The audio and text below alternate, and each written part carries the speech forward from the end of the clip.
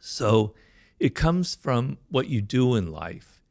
Okay. The finest sense of confidence is actually creating things and having success and meeting goals and achieving things and having a record of that, and maybe what goes with that is having some money, but it's not necessarily, because you don't have to have a lot of money and you don't have to be good looking to seduce. That's a myth that I try to explode in The Art of Seduction. Some of the greatest seducers, male and female, were not good looking at all. It's about psychology and it's about how you carry yourself. But the confidence comes from actually what you can do, not how you feel or what you say. Well, it is how you feel, but the feeling is based on things that you actually can do, skills that you have that separate you, that make you feel really confident, So Body language. Yeah, I find it fascinating that, there's quotes and things that say 80% of our communication is nonverbal, etc., etc. Body language is so interesting to me because, again, I think that's one of the things that it's just impossibly hard to fake. I was reading, a couple of books on.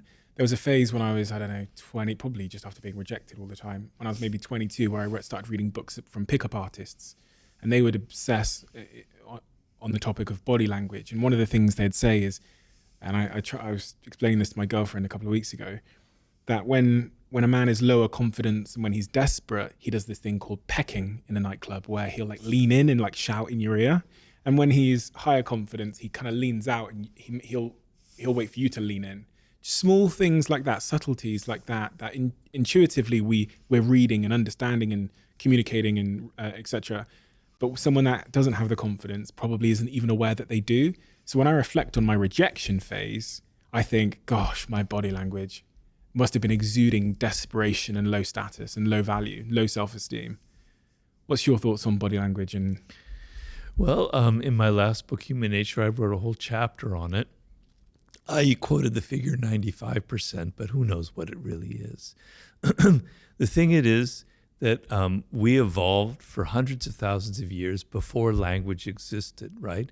And our earliest ancestors depended on the group for their survival and getting along, and their powers came from observing other people and their body language. You could read it. So it's a skill that's wired into us, wired into our brains. It's a very unique skill that we humans have. It's just that you don't learn that